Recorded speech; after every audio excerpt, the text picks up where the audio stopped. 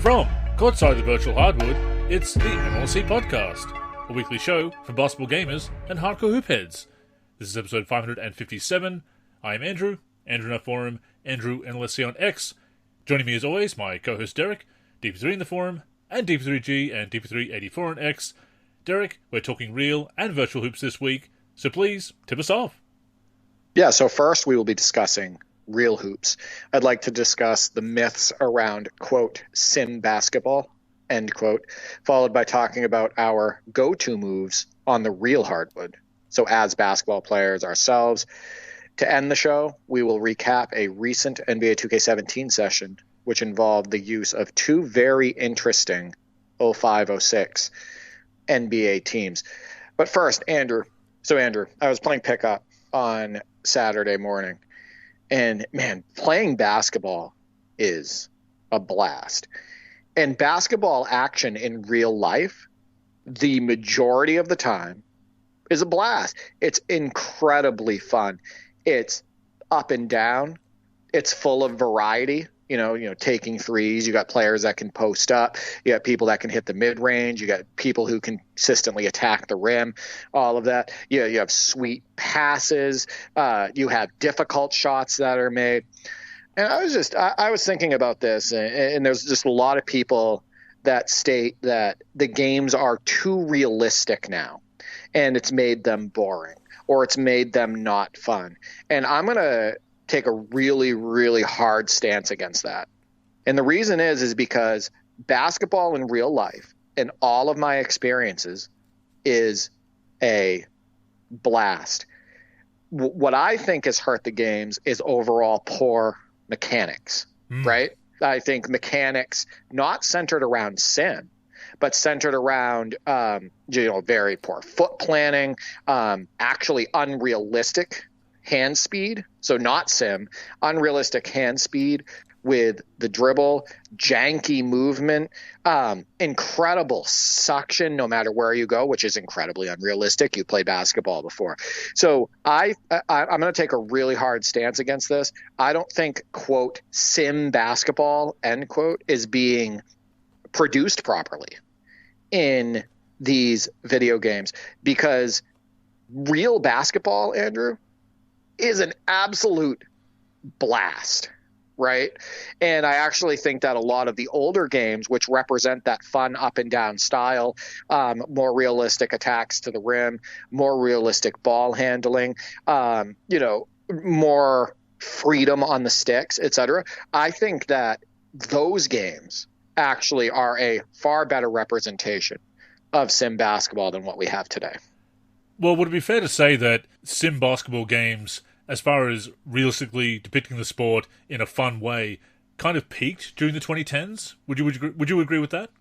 I mean, it's possible. I think that even some of the titles before the 2010s did a better job of creating that fun, real basketball experience.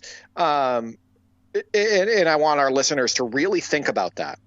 I want our listeners who play hoop, who watch hoop, all of that. I want you to think about how fun real basketball is to play and watch. But yeah, I think that I would agree. I think that maybe the early to mid 2010s is probably when the games were peaking as far as like sim feel on the sticks. Because the tech had come such a long way, obviously, and also there'd been that dedication for years, especially with the 2K series. NBA Live was a bit more casual with it, I will certainly admit, more casual than I wanted it to be. 2K had been putting in the effort, really getting realistic, and then the focus changed, obviously appealing to the online crowd that wants the cheesy mechanics and so forth. I'll also take that hardline stance there, along with you, Derek. I also do think, however, that as games got more realistic, it was a bit of a wake-up call for some gamers, realizing that, we want sim, we want realism, but we didn't really realize what that was going to entail. And we've still got people trying to water bug around on defense and chase quick point guards with Shaq and other slower players, and also trying quote-unquote video game strategies that weren't really working anymore in the games that were getting more realistic around the late 2000s, early to mid 2010s. So I think it was a bit of a wake-up call for some people, realizing, oh, I want a bit more of a casual approach to sim, or, oh, I need to change my gameplay to really play this simulation style now that it's getting more and more realistic. But to that point, I think those games were fantastic. We finally got the realism that many of us did say we wanted for many years. But that's what difficulty levels are for. Oh, sure. In those older games, right? So I just want to point that out. First off, I think that what you just mentioned is still more the minority. I think that there's the majority of gamers wanted something like where Shaq can't, water bug all around the court and stay with everybody, right? True. And also I want to point out too that if you go back and you play a lot of the early 2000s games, Andrew, and whatnot, and even some of the games in the 90s, you're still not doing that with Shaq, right? He's still slower than the other players, okay? The reason why there's lower difficulties for people who want more of a casual approach is it makes it so you can put it on rookie. It makes it so you can put it on pro. So you can hit more shots. So you can, be more, superhuman and and have more of a casual approach to the action. And speed differentials and acceleration differentials and whatnot, ball handling differentials, not only has that been in most video games over time, especially within the last 20 to 25 years, those are expected in hoop games, right? What shouldn't be in hoop games is, like I stated, feeling like you're playing on an ice rink, right? Getting suctioned all over the court into defenders. The mechanics of a game completely eliminating the mid-range for the most part, because you're always stuck to somebody and you can't get a first step because you're getting dragged into these slow motion side-by-sides. Getting rid of the high post game. Making the post game feel almost impossible because of, once again, I hate to keep repeating myself, but because of that suction and the way the player movement works and the jankiness and whatnot. It's, the fact that it's not sim basketball to catch the ball at the 3-point line or in the mid-range and throw an up fake and get your defender in the air, but hit an invisible wall when you try to turn that corner, right? Or feel like an absolute slug with some of the best athletes in the world just trying to get around the guy that jumped because it takes like 2 or 3 seconds for your player to actually start moving forward, right? Those are not sim basketball elements. So I honestly think they've done a very poor job representing sim basketball overall, especially since 2K20, the revamped motion system from 2K18 and whatnot. I think they've done a pretty poor representation of representing the true nature of basketball, the fun aspect of basketball, and even just the basic side of the game. Not to mention all of the artificial boosts, which we've talked about many times before, that augment player abilities to an unrealistic degree. Takeover, mechanics like that are very based on metagaming and kind of that generic online gaming of boosts and build systems and so forth. And it's supposed to be done for balance, but so many MyPlayer builds are not viable online, or they're not fun both online and offline. You don't want to grind them. And of course, that's when you get pushed in towards paying to upgrade instead of playing through the offline My Career, or the NBA side of My Career, I should say, since everything is connected nowadays. But to that point, there isn't that focus on fun. Yeah, and I mean, this also goes for the defensive end outside the suction. And, there's nothing sim about press steal to foul, Andrew. There's nothing sim about having to position your body like on the side of the ball handler in order to try to get a body steal. Yeah. So like the ball bounces off your body in order for you to go the other way and score. Right? There's nothing realistic about transfers at the hoop where you feel like you have an open layup and somebody transfers into your body from the opposite block and it makes you miss when you would never miss that in real life unless you're Ben Simmons. Yeah. So, I think they've gone far and away from the real feel of basketball. But Andrew, this got me thinking about this week's community question. So I was playing pickup on Saturday. And by the way, it feels so good to be playing again. I'm playing in a league right now. I play pickup once a week. I'm about coming up on 10 months post ACL and femur fracture surgery. And I feel like things are going better than I could have ever imagined. So my last men's league game that I had, we won. We beat an undefeated team. and I had 28 points. And I did not expect to be able to go out there and do that, right? Yeah. Especially this soon after surgery. And it's a testament to how great my doctor was. So the doctor that worked on my knee, the physio, he also used to work for the Celtics. So he knows knees, right? So we had I want to say it was a 3.5 hour surgery and whatnot, but he couldn't be any happier with the outcome. So anyway, so I was playing, and in the first game of pickup, I went 5 for 5 threes, and 2 of them were catch and shoots. And the other 3 were what I would consider my go-to move, the move that people probably know me for the most, and that is a hezzy pull-up 3, which also kind of coincides with a 1-dribble pull-up 3. So like a hezzy or a 1-dribble pull-up 3. And if you ask somebody what they're watching out for with me, that would be the primary. It's like cover Derek as close to half court as possible, and don't give him room, especially going to my left, don't give him room to do a hezzy pull-up or a 1-dribble pull-up 3.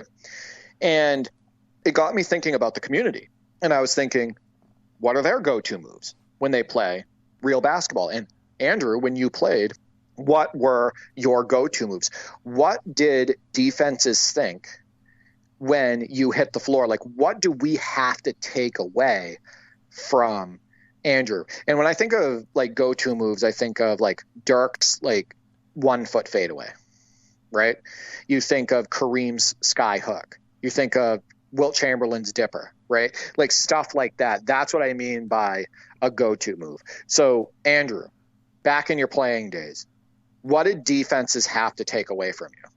It was usually moves in the post. I did like the turnaround. I kind of liked getting it down on the low block, backing down a little bit, and then quick fake and turnaround, usually to my left. And I also liked a right-handed hook shot. That was one of the first moves that I kind of developed on the playground in primary school, because we all loved to shoot hook shots back then. And I think I've mentioned this before on the podcast, but this was 1996. Arvydas Sabonis had just come to the NBA, and we used to love yelling out Sabonis whenever we made a post move, but especially a hook shot. So I kind of developed the hook shot at the same time. So that right-handed hook or the turnaround going to my left were the moves that I felt most comfortable performing in the post. Now, when you played, did you feel like defenses were trying to take those away from you? Like they knew that those were Andrew's shots? Probably not. I was probably more of a defensive player most of the time. I always felt a bit selfish when I tried to shoot a lot, and to the point where my teammates were telling me, hey, shoot some more, take that three-pointer, you can make it, you're open. I didn't want to be selfish and probably should have been more assertive on the offensive end. So I wouldn't say that defenses were necessarily clamping down on me in the local league or whatever, but certainly playing pickup, once people started noticing that I was going to that turnaround in the post or the hook, certainly trying to push me out of position that I like to shoot from. That makes sense. And I love the little half hook too. I have that in my repertoire, the turn over the shoulder and throw up a quick half hook. It's almost unblockable and unguardable if you do it right. When you shield when you shield the ball with your body, so you have space to let it go and you have that high release. It's unfortunate that more players don't work on that shot. Well, actually, mine was kind of more of a sweeping hook. I tried to do the sky hook, not very well, certainly not as elegantly as Kareem, but I used to love driving to the middle and putting up that hook, because I could also try and bank it in that way. Was it more of a baby hook, kind of like Magic? Kind of, yeah. That's still deadly. He used that a lot, actually, in his 95-96 comeback. When he was taking bigger players into the post, he would consistently use the baby hook. So is there a player that stands out in your mind that you went against in your local leagues, et cetera, that your teams were like, you got to watch out for this? And if there is that player, what were you watching out for?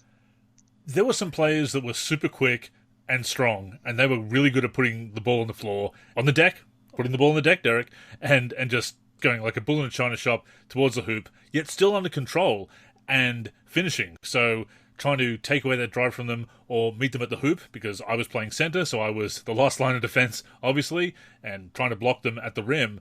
we had some players that were really good at slashing. So before we get to the community responses, so for me, like I said, my go-to move is probably it's that quick pull-up three, like whether I'm the point guard bringing up the ball or I get the ball on the wing and take, a dribble into a hesitation, or I do the one dribble pull-up. I think that's what teams try to take away the most. But one thing that I've kind of adopted a little bit more, and I'm using it more in my recovery, since my injury, is the Tony Parker floater. Ah, yes. Because it doesn't require me to put my leg in a compromising position. It doesn't require me to jump into a defender. It doesn't require me to do a super athletic move. You can get 2 inches off the ground and do a floater, Andrew. And the last league game that I hit 4 of those Tony Parker floaters, because my go-to move, and this is the thing, is when you have a go-to move, you should probably try to have a counter, right? Something, what's your next move when that's taken away? And I had already hit a few threes when I started shooting my floater, but once they jumped out at me from 3, it allowed me to get that first step. And once I got into the lane around the free throw line, that's when the floaters started going up. And I've loved shooting them. It's been a great, addition to my game. I've always shot floaters, but not at this volume. Another thing that I'm known for is kind of turning over my right shoulder on post-ups or catching the ball in the mid-range. So during pickup, I hit a game winner on Saturday where I got the ball in probably about 10 to 12 feet away from the hoop and immediately turned over my right shoulder, shot a fadeaway, nothing but net. So there's go-to moves, and then there's counters to your go-tos. Like, what do you do after that's taken away? So I also find that absolutely fascinating. And it makes me think of what you did to try to kind of expand your game, right? Where you said, I started shooting more threes. I started stepping out. Being even more like Sabonis, right? Being able to hit that 3. And I'm sure that added an extra dimension to your game. Oh, for sure. It meant that I didn't have to always mix it up in the paint, especially when I was coming off that really bad ankle injury after I was Bruce Bowened by a defender. I was a little bit hesitant to drive, hesitant to mix it up in the paint. So having that outside shot when I was still getting that confidence back, and also to mix it up, absolutely. I always preferred to shoot basically looking down the barrel, Derek, or slightly kind of on that 45-degree angle. I wasn't great from the corners, or at least I didn't shoot a lot from the corners, mostly from the angle, from the wing there, or just looking straight down the barrel. And of course, throwing that up fake and then just powering to the hoop if they bit on that fake was satisfying as well. I did mention that I liked going left with the turnaround, which I guess I did mostly because where I was shooting from. I suppose going baseline on the turnaround was what I was doing mostly, but from the side where I was, going left mostly, and then again, going towards the middle for that sweeping hook. I picture your shooting form being like Rasheed Wallace. Am I close? That's my picture. That's I picture a high release. Yeah, I'd say so. That's probably where I was shooting it from, yeah. I love it, because I love his shooting form. I'll also say that I'm right-handed technically, Derek. I do right left-handed, but I do most things, including sport, right-handed. But I loved dribbling left-handed so that I could load it up there with my guide hand into my shooting hand on my right hand and just fire away. So I kind of like dribbling with my offhand, actually. That's funny that you bring that up. So I'm right-handed and I'm completely right-handed, but I prefer pulling up left with my dribble. So one dribble pull up with my left hand, and then obviously my right-handed shot. But the funny thing is I prefer crossing over right to left, but I prefer going behind my back left to right. Isn't that weird? Yeah. Like, I don't know why, but crossovers always for me have felt much better going right to left. And then one of the ways I break free sometimes is going between my legs with a right-handed dribble and then going behind my back left to right, like in kind of a shifty motion, and that usually creates space either for a pull-up or like a hesitation into a drive. But like, yeah, it is funny how that works. But all I'll say about that is with your situation and mine is at least we can use both hands. Yes. There's a lot of players out there that are incredibly uncomfortable with their left or with their right. And they're very limited going one way as a result, and their repertoire is limited as a result. So at least we can use both. Yeah, it's just funny that I've always gone back and forth, depending on the task, using left or right hand. Using a screwdriver, for example, if I'm working on a computer, taking it apart, repairing it, putting a new RAM in or whatever, undoing the screws with a screwdriver, I'll just use whatever hand is closer. Writing, I only do left-handed. Sports, mostly right-handed. But yeah, basketball, dribble with both hands, obviously. And with a step back, for example, love doing the step back with the left-handed dribble, picking up, loading it with that guide hand and into the right hand and firing up the shot. Just feels more comfortable that way. Didn't they say that LeBron writes left-handed?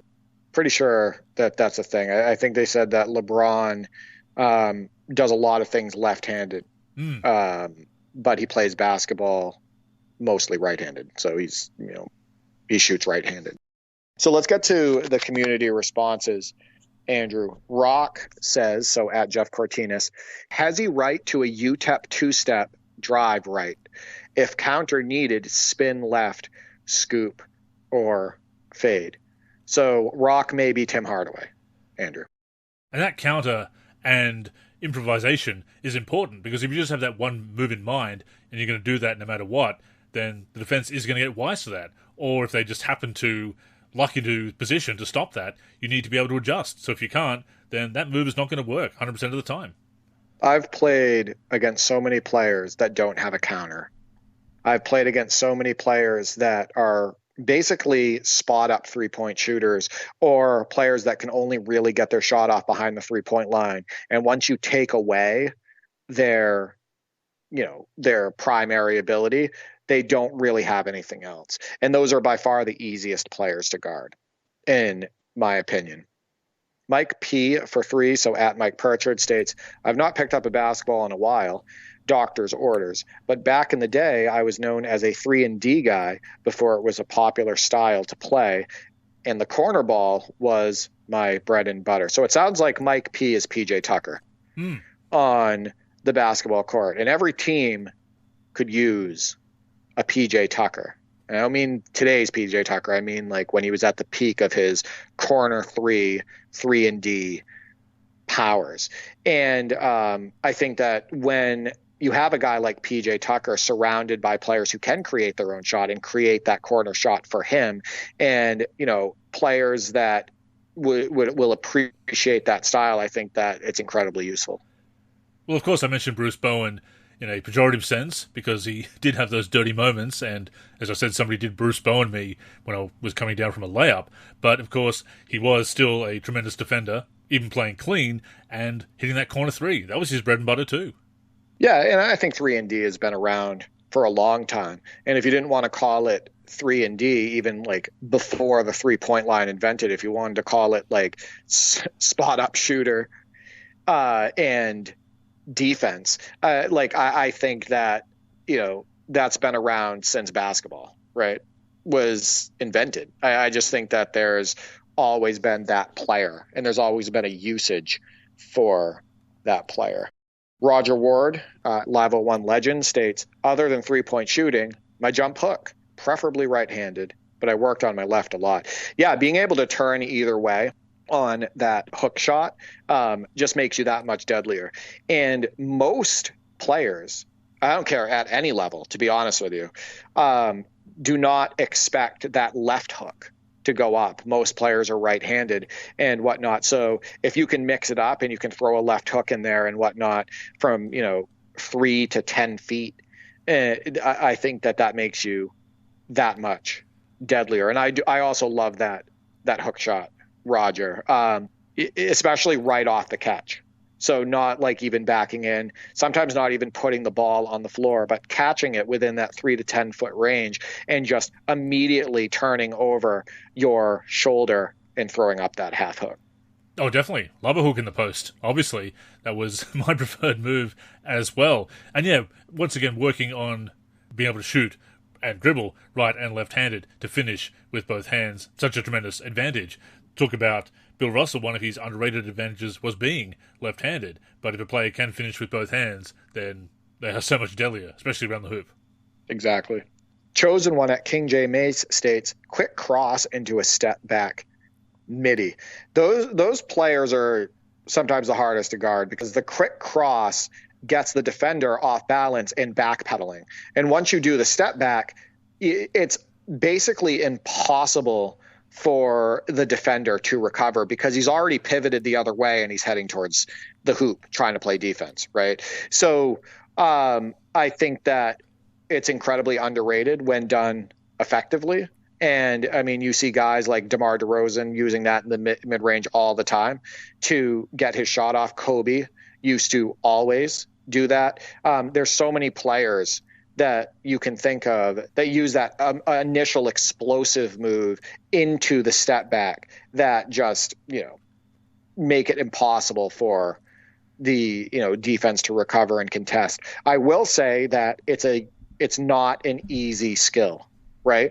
Because it takes a lot of coordination, and that step back oftentimes puts you, the offensive player, off balance, right? Not everybody's Kobe Bryant. Not everybody can, step back and, have the balance and core strength in order to put up a effective and efficient shot off of it. So it's nice that he has that in his bag.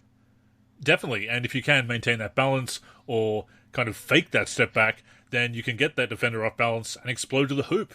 And of course, if you are in the mid-range, that is a little bit closer to drive than trying to do that from 25 feet out. Exactly. And I think that, again, that's why we talk about counter moves, right? If the step back midi isn't there for King J Mace, if he has the coordination and the dribble skill to keep his dribble off of that step back and then explode to the hoop, that's everything. Short at Short Fuse 205 states, cross one, then dribble, pull up. So crossover and then pull up. Sounds like Allen Iverson, right? Like that's, Steve Francis. Mike Bibby used to do that all the time. Jason Williams, et cetera. So the quick crossover into a pull up. Yeah, that's hard to stop. Garva is great states, dribble into mid range is my fave. So he just dribbles into the mid range, and the mid range, which I believe is a lost art in the NBA, and not just in the NBA, at the youth level, the high school level, the college level, etc. It's nice to see people still using the mid range, Andrew. And whether it's mid range or 3-point territory, not everybody can just dribble and pull up. Some people are just catch and shoot players. Yeah, my oldest brother. My oldest brother is a catch and shoot. That's what he does. He's a spot up 3-point shooter, and he doesn't have the coordination. And he self-admittedly, he admits it. He doesn't really have the coordination to do those one dribble pull-ups, those one dribble into a jump shot and whatnot. And that's fine because he's carved out his role, right? When you play pickup with my oldest brother, you know exactly what you're going to get. You're going to find him for some open threes and whatnot. He can spot up and shoot, and he will swing the ball. He will get other people involved, and he will play hard defense. My oldest brother is very similar to what Mike Pritchard said. So MP3, he's basically 3-and-D. And so you know what you're going to get. Moving over to Discord, Andrew, Careless XCI states, for me, I would say a turnaround hook shot with the left because I'm right-handed. It usually catches people off guard. Then on the next possession, if I get the ball again, I fake the same shot and go for an up and under instead. Careless XCI, Andrew, sounds a little bit like Kevin McHale here. But yeah, I totally agree. I think that, like I stated earlier, a left-handed hook definitely catches defenses off balance, and it can open up the rest of your post game. I love getting the ball in the post and having basically my defenders' legs shaking because they're trying to anticipate the move, but they don't know what's coming, right? They don't know if I'm going to spin baseline. They don't know if I'm going to spin to the center. They don't know if it's going to be a hook. They don't know if it's going to be a fadeaway over the right shoulder, etc. And what a great feeling as a basketball player to basically be like, this defender is at my mercy. When they're just wondering, what's he going to do? Absolutely. There is value in being unpredictable. So we also got some responses over on our Facebook page. JV says, the jab step always worked on all levels. When I was a fat high schooler, when I got to play in college, when we played in the semi-pro league, college and pros. So yeah, sometimes the simple, humble jab step if you know how to use it, can be very effective. Super underrated, especially if you're a quick player, right? If your defender is respecting your quickness and respecting your handle, that's when the jab step becomes the most effective, because that jab step is telling them, this guy could drive. This guy could try to blow by me. I have to be ready for this guy to, head towards the hoop. And when that happens, when you get him to back up on that jab step, that's a wide open three for you at that point, or a wide open outside shot, or a one dribble pull up, etc. So yeah, the jab step is super underrated, especially for the quick player. And he mentions being kind of hefty in high school. A lot of hefty people are still nevertheless light on their feet and very quick, surprisingly quick. So somebody underestimates their opponent, says, oh, they're a bit heavier, they're going to be slow and plodding. Not necessarily so. We've seen that at the pro level as well. So again, a simple move like a jab step can be very effective. I've talked about Mike Sweetney. Yes. Right? When he had that preseason game with the Celtics that I went to live in person. That is the biggest human I've ever seen, Andrew, in person. I can't believe how big Mike Sweetney was, but you would not believe how light on his feet he was, how quick he was, how well he got up and down the court.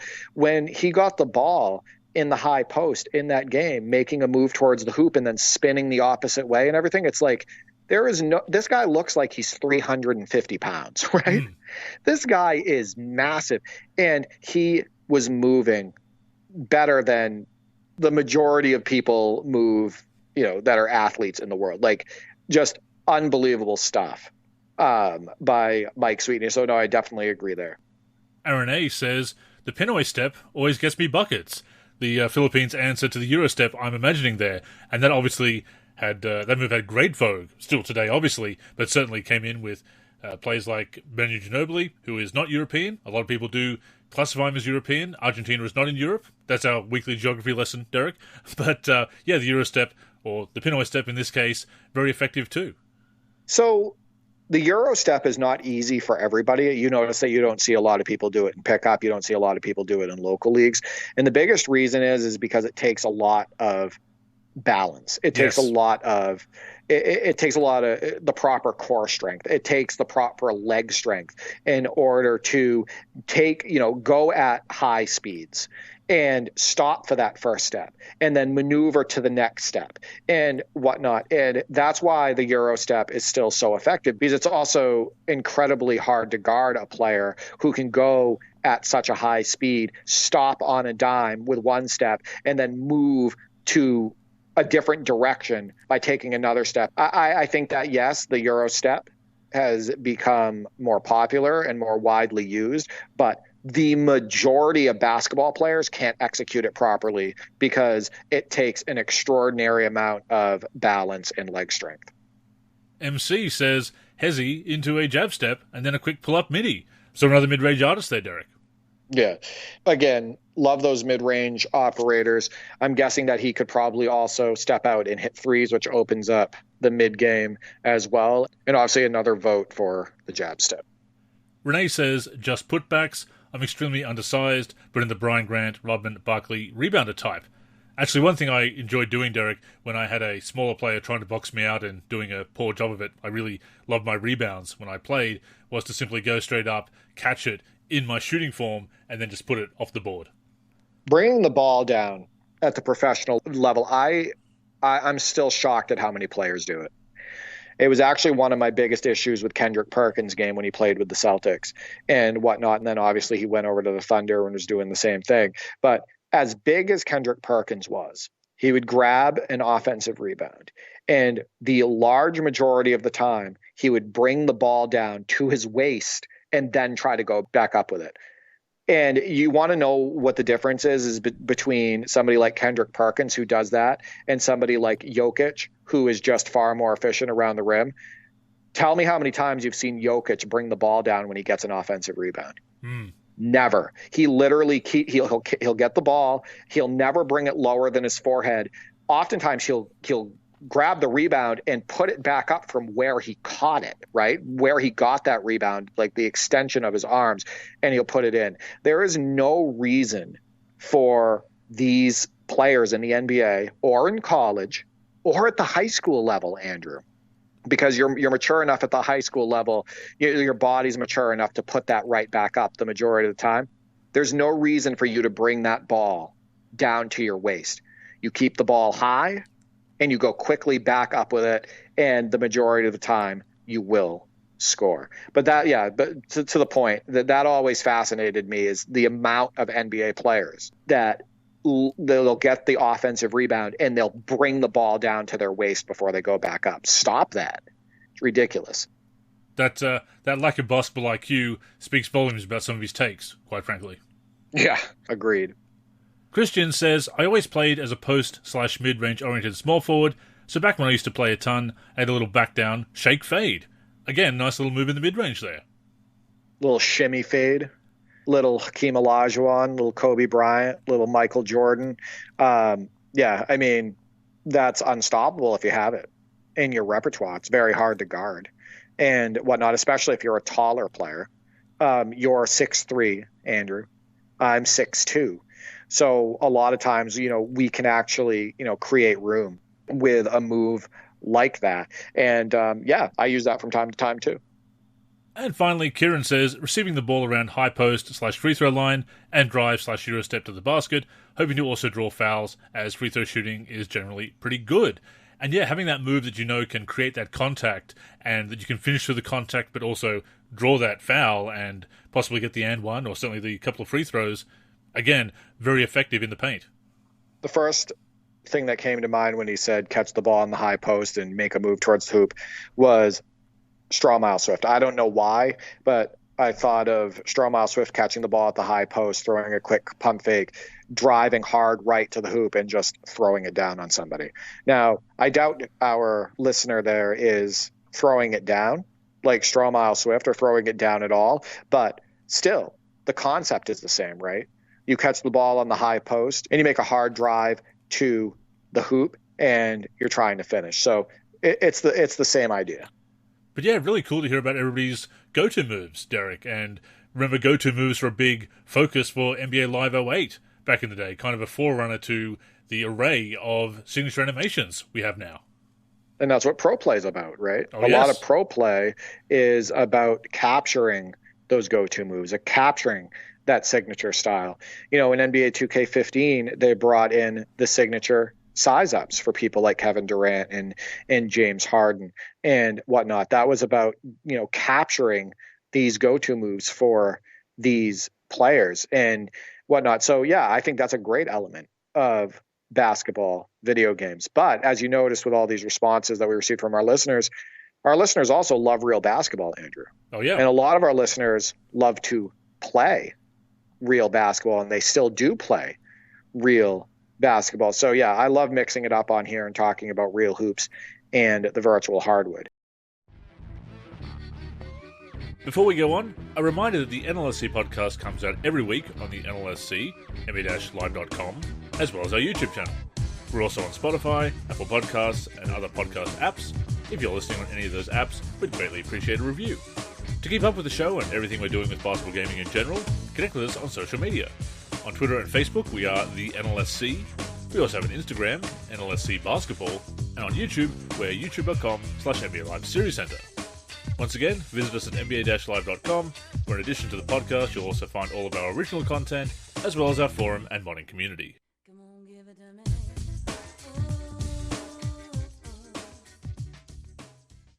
So let's get to our last topic, which is actually about the virtual hardwood. NBA 2K17, Andrew, which is a personal favorite of ours. It's the last game using a motion system that we were incredibly fond of. You actually chose 2K17 for this session, and you wanted to use either an early or mid-2000s team. So I chose, using the Ultimate Classic Teams roster that my brother and I created, I chose the 05-06 Nets versus the 05-06 Lakers, which they're two very interesting teams. Obviously, that Nets team was a lot deeper than that Lakers team.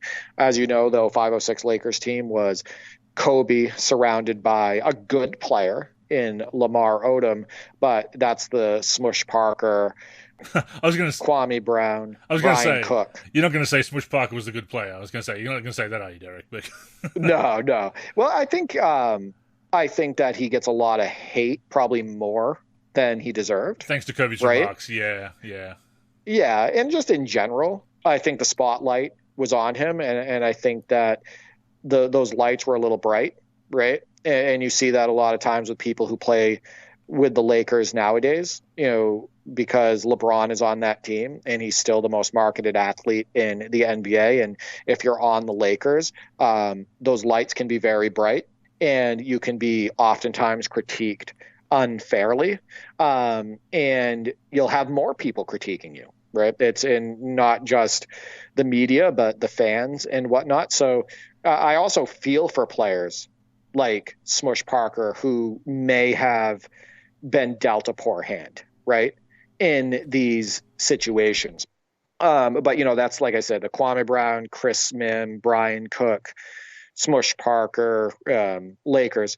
And we actually used the Nets co-op in this matchup. And that Nets team in 05-06, while not extraordinary in real life, is just an awesome video game team, right? Because it's Jason Kidd, Vince Carter, Richard Jefferson, Cliff Robinson towards the end of his career, Kirstich, who was no slouch. He played for my Celtics for a little bit as well. And they have, fun players like Jeff McGinnis on the bench, stretching the floor with Scott Padgett and Lamont Murray, et cetera. So I was like, you know what? I want to have fun using a more well-rounded team with more pieces, so we'll use the Nets in this matchup.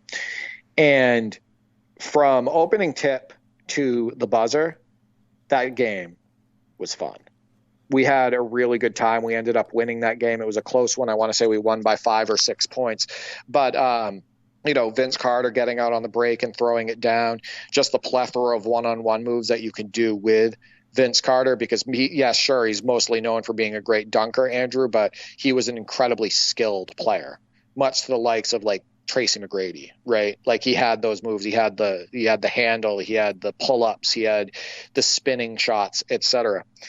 And, Richard Jefferson, who averaged 20 points per game at one point in his career, is no slouch. And he can do a lot of different things on the court. So he was fun to use. And then Jason Kidd throwing lobs. And then us bringing back almost like an early 90s version of Cliff Robinson with a couple dunks there. And the lobs, he helped us. And then Kobe absolutely going off against us in 8-minute quarters, scoring 34 and just hitting shots from all over the floor. I just think NBA 2K17 has a lot of great basketball feel. Like the mechanics are very sound overall in that game. Like the mechanics overall make sense. And it makes sessions like that a lot of fun. Such a great motion system. We've said that so many times, and I stand by it, as I know you do as well. I think 2K17 is the last traditional sim basketball game, in a way, because you look what happened with 2K18, the new motion system, bringing in the neighborhood, really leaning into that MMO RPG aspect of my career, what it was going to become, the new focus on the online scene, ramping up the microtransactions, etc., focusing on that above being that realistic sim. I think 2K17 is in many ways the peak of the 2K series, or one of the last really high points. And again, people say that's just nostalgia talking, but this game holds up superbly. And you go back and you look at the contemporary reactions, Derek, and they are positive. They are saying these things. Yes, it does have a few issues here and there with the guarded shots, is kind of a pet peeve of mine sometimes. And brick wall defense. Yeah, sometimes there's a little bit too much brick wall defense. The defender on the wing sometimes moving out of the way on the fast break. Like it's not a perfect game. Not perfect, no. Right? But it's really good. The feel is there. Yeah. Yeah. That's the point. And the people did point out these issues at the time, but also the strengths as well. So this game has been highly regarded from the time it was released. So again, it's one of those narratives that gets put out there. Oh, everybody hates the new game and loves the old one. Not so. Look at the actual reactions. Look at the context. Look at what people are actually saying positively and negatively about each game. These blanket statements, as we said last week, Derek, are just ridiculous. And 2K17 is a fantastic game. Those teams, I love that you selected those teams. Obviously, I'm on a bit of a mid-2000s nostalgia kick at the moment. It's not just the 90s that we love, Derek. Obviously, we do love 90s hoops, 80s hoops as well. In fact, even earlier hoops are fun to go back and look at. I love NBA history, as you do, I know. But 2000s, we have plenty of nostalgia there. And even more up-to-date than that as well. We do have our gripes about the modern game in recent times, but it's not like we've disliked a quarter of a century of basketball, Derek, since the 90s. So the 2000s have been very fun to revisit. A lot of great video game teams, as you said, and those Nets, the quintessential video game team, that trio that you mentioned. And I just love having those veterans just show up in their late stages of their career and those overlooked stints like Uncle Cliffy on the Nets there. Yeah, a lot of fun. Yeah, and I also want to point out with NBA 2K17, let's go back to what I talked about at the start of the show. NBA 2K17 feels more like a real representation of basketball, right? Like I was just watching the gameplay video back that I uploaded to the NLSC YouTube, and you throw an up fake with Vince Carter, and your defender jumps. And what are you able to do, Andrew? You're able to explode with a first step and go in and throw it down. If you had tried to do that with NBA 2K25, you probably would have hit an invisible wall, which it disabled you from getting to the hoop, or you would have been so sluggish because the stop and goes are so sluggish in that game that by the time you ended up moving forward, either that defender who jumped is back on you or you have no momentum to go towards the hoop. There's a lot of snappy passes in NBA 2K17 and snappy finishes that you wouldn't be able to get in NBA 2K25. The foot planning is extraordinary, right? Very, very, very limited instances of skating in NBA 2K17, et cetera. I just think it feels just overall pace-wise and feel-wise way more like real basketball. So in my mind, we have gone much further away from real basketball from 2K16 and 2K17 in comparison to what we have today. I think that the games over the last few years are a lot more unrealistic, a lot less sim. But how about what Kobe was doing to us in that game? We really were getting torched by him for a while. Little shimmy fades in the post, pull-up threes. He was attacking the rim, all of that stuff. He was tough to guard. He was, and you guys did a tremendous job with his tendencies. That is so important to get right, the ratings and tendencies, so that players do play like their real-life selves. And of course it helps that 2K17 has that AI and the mechanics to facilitate that as well. That is also important because there are some games where it doesn't matter how accurate the ratings and tendencies are, the game just doesn't play well. Or as you said, it's affected by players getting sucked into each other, invisible walls, etc. Yeah, Kobe was a beast, as he was at that time. He was out to prove a point as an individual at that point in time and just dominate the NBA, which he did. Those strings of 50 and 60-point games that he was putting up at that time. Of course, the 2006 season was the year he scored 81 in a game against the Raptors. But yeah, he was just hitting us with everything. Those step-back threes, the mid-range, just taking it hard at the hoop and throwing it down all over the defense. We did our best. Vince Carter certainly countered it well with 33 points of his own. And look, how fun is it to play with Vince Carter in that game? Yeah, he's awesome to use. I also want to point out another thing that's related to sim.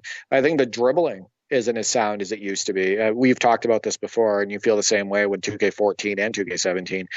When you want to go behind the back in NBA 2K17, you know how to do it, right? You know when the controls make sense for that move. When you want to go into a spin move and whatnot, it just makes sense in that game. Similar to real life. If you want to go behind the back, you know how to do it. You know, want to do a spin move, you know how to do it, all that stuff. You're not going to be forced into hesitations either in real life. Like NBA 2K25, 2K24, et cetera, 2K23, they all force you oftentimes into hesitation dribbles that you do not initiate. There's just a lot more realistic feel on the sticks when it comes to dribbling on a game like 2K17. And I could tell you were having a blast using Vince Carter out there, doing those dribble moves, going into that spin. In fact, talk about dribble moves and spin moves. You did a few dribbles between your legs, crossed over, and then did a spin move into a lefty layup with Vince Carter. That's in the video that I was just watching. And go ahead and try to do that in 2K25 and tell me how that looks and feels. can you even do it? I actually don't think you would be able to execute it the same, and it wouldn't look as good at all. So, there's just a lot more, in my opinion, sim basketball elements to 2K17 than 2K25. But that was a fun session, and we'll have to revisit that again. Oh, I'm always down to play 2K17 with the Ultimate Classic Teams roster, of course, still available on the NLSC. Check it out. And steal mechanics. Not having those canned moments, as in more recent games, not having press steal to foul. How satisfying is it to be crowding the ball handler, to swipe at the right time, knock it into the air, and you're kind of having that tip battle to get that loose ball, and then flinging it over your head to that streaking player in the open court for the wide open dunk. Just reminds me of Pippen and Jordan doing it back in the day, Derek. And it's also fun to play with the Bulls teams in 2K17 and do that with them, but certainly fun with that Nets team as well. Some of the best steal mechanics in basketball gaming history. Live 18, which I've been playing a lot of, has pretty good steal mechanics as well. Not quite as good. 2K14, PS4 and Xbox One, I also like that as well, obviously. Very used to that these days. But yeah, 2K17, some of the best steal mechanics, if not the best steal mechanics in basketball gaming history. Way more realistic, right? Yeah. You don't feel like it's always going to be a foul when you go first, when you time a steal properly, when you're standing in front of the ball handler. You're not always trying to chase body steals in order to knock the ball away, right? Like rub your body up against the ball and whatnot. I think that the steals just feel a lot less canned, and I feel like there's more variety with the steals, and I think that they're overall more realistic as it relates to real basketball. So yeah, good steal mechanics. Also, a lack of canned blocks. Did you notice how organic the blocks are in that game? Playing defense feels a lot more organic. So I had a block. They drove to the hoop. I chased him down, and I blocked it off of the glass, and it wasn't canned at all. I had to do all of the work, and it just felt so rewarding. I think one of the best things about NBA 2K17 and NBA 2K16 is the fact that there's very limited canned moments, right? I think that the games feel like you're doing the majority of the work, and the game doesn't need to help you along with a canned sequence and whatnot. So yeah, I definitely agree there. And of course, we mentioned the tendencies, which you've painstakingly put detail into when you made that roster. But seeing the CPU take advantage of mismatches, take advantage of open looks, in one of the final plays there, in the final minute, I left Brian Cook open with the three-point line. I was slow getting over to him with Uncle Cliffy, and he just put up that three and cut it to three. And that was a defensive lapse on my end, and they took advantage of that, and that's what you want to see. You don't want to see the CPU just standing around and running a robotic play. You want to see it making those decisions. And I've actually noticed, again, not to bring up Live 18 too much when we're talking about 2K17, but obviously I've been playing a lot of that recently, and we connected on it last week as well, that it's actually a little bit better than I remembered as far as taking advantage of defensive lapses and recognizing mismatches and things like that. I have to give Live 18 a bit more credit than I thought as far as how intelligent it plays. But 2K17 is even better still. Yeah, I think basketball is played oftentimes with instinct. And I think that even in the NBA, I can't remember which player it was. I can't remember if it was John Moran or De'Aaron Fox. He stated something along the lines of, we only run like 2 plays a game. Or something like that, right? Like 2 different sets of game. Most of the time, we're not running plays.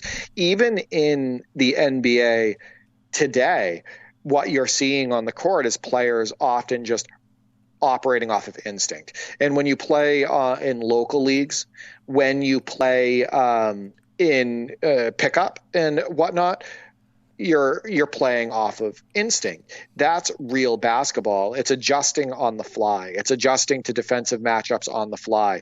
It's et cetera. And I think that unfortunately, there's a lot of people, and I consider these people, honestly, Andrew, people that don't know a lot about real basketball and maybe never played real basketball, or if they did, it was very, very limited. They think that standing up at the top of the key, running a play, and watching all the arrows happen and following the arrows, that they think that's simulation, right?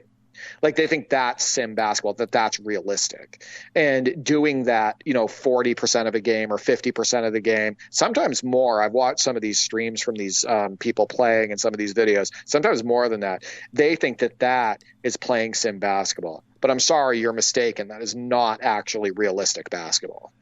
Just going through the motions and not improvising. Absolutely, that is what real basketball is all about. And finally, I love it that we have this widening array of games that we can connect and play, Derek, with a combination of PC releases, emulators, the Xbox app to connect to your Xbox One, just so many options. I love that it's just continued to expand. And it's also really cool that we're playing these games with custom rosters, with mods. We've connected with NBA Live 99 before and played with Legends rosters and Champs rosters. That's been fun. The Work in Progress ABA roster for Live 06, had a blast playing with that. Ultimate Classic Teams roster with 2K17 as we just played. No, I'm just loving how we just keep expanding the array of games we're playing. I could tell that NBA 2K17 was working incredibly well for you as the client. And the reason I could tell is because all of your drives were executed properly. I could tell because you were putting on dribbling displays and you were doing spin moves and whatnot. It's really cool that we can do this with you living on the opposite side of the world, with me hosting. And for us, like you stated, to have these shared experiences using community mods or our own mods, et cetera. And then we can share that with the world on YouTube and on other social media platforms, on Twitter, Instagram, Facebook, et cetera. So yeah, it doesn't get much better than that. Not at all. And as always, we will let people know that we do have large collections, obviously, and we do love connecting to play with each other. These co-op sessions have been a blast for us for so long, it's not going to stop anytime soon. So if you have any suggestions of games you'd like to see us play, and maybe some mods that we can install and play with and showcase them, let us know. Yeah, not just that. I want to see your highlights. Oh, yes. So get those up on social media, send them to me, send me your YouTube links, etc. We want to see those highlights. And as we wrap up here, Derek, just want to put out a quick PSA that as 2024 is drawing to a close, the servers for NBA 2K23 are shutting down at the end of this year.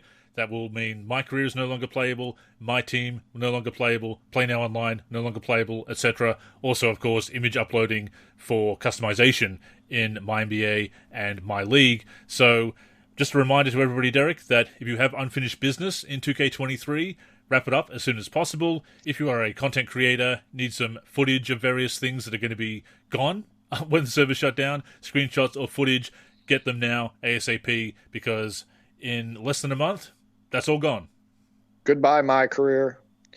Goodbye, my team.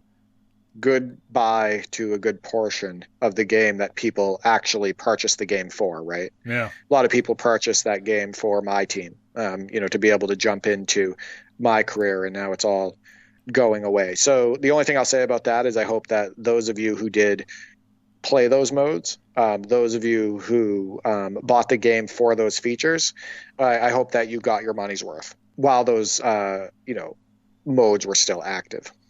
And I believe the Jordan Challenge, the revamped Jordan Challenge, will work offline, but the online rewards obviously can't be used. Yeah, I believe that's the way it works. And, at least people will have that if they like 2K23.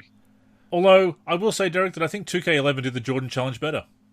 Oh, absolutely. I think using Jordan in NBA 2K11 is far more realistic than using him in 2K23. He had more moves, in my opinion, in 2K11. The moves look better that he executes. It feels like you're really using Michael Jordan in 2K11. So I definitely agree there. And hey, if NBA 2K11 is a game you'd like to see us play, let us know. With that being said, that has brought us to the end of this week's show. As always, thank you for tuning in. And please join us again next week and every week on the NLSC, nb-live.com, our YouTube channel, or wherever you listen to podcasts. In the meantime, make sure you're following us on social media. That's where you can get in touch with us and, of course, stay up to date with all of our content. So, Derek, go ahead and plug the handles. Yeah, you can reach me on X, formerly known as Twitter, at D for3G and at D for384. I'm also on the NLSC, D for 3, and on YouTube, D for 3. As for me, I'm Andrew in the forum and Andrew NLSC on X. The NLSC is on X and Facebook at the NLSC. We're also NLSC Basketball on Instagram and Threads. We're on YouTube at NBA Live Series Center. And of course, keep it locked to the NLSC itself, nb-live.com, for everything we do for basketball video games. So, thank you once again for tuning in, and until next time, I'm Andrew. And I'm Derek. Go get buckets, everyone.